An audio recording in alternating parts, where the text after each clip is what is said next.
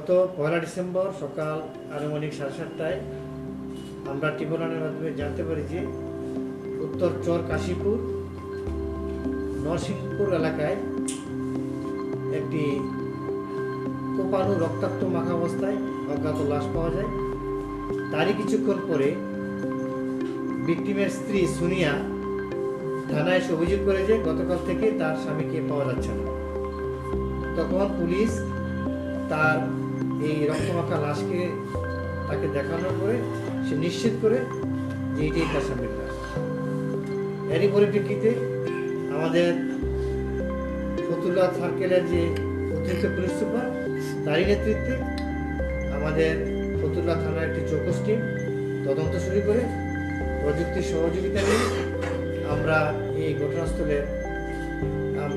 সাথে জড়িত মূল আসামি মেহেদী হাসান পলাশকে আমরা গ্রেফতার করি এবং তার স্বীকারোক্তি মতোই বাকি আর তার সাথে যারা জড়িত আছে 7 জনের নাম নিশ্চিত করি এবং এর মধ্যে আমরা 6 জনকে গ্রেফতার করতে সক্ষম হই।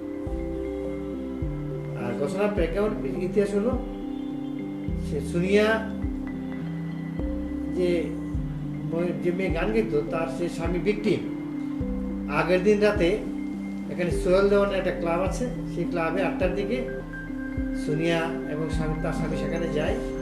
সুনিয়া গান গাওয়ার সময় এক সময় তার স্বামীকে যারা পরিকল্পনা করেছে তারা ডেকে নিয়ে যায়, ডেকে নিয়ে তাকে পরিকল্পিতভাবে হত্যা করে। সুনিয়া গান গাওয়ার পরে তার স্বামীকে দেখতে পায় না, সারা রাত খোঁজাখুঁজি করে সকালে থানায় আসার জন্য সংবাদ দেয়, তখন আমরা জানতে পারি যে এটি তার স্বামী।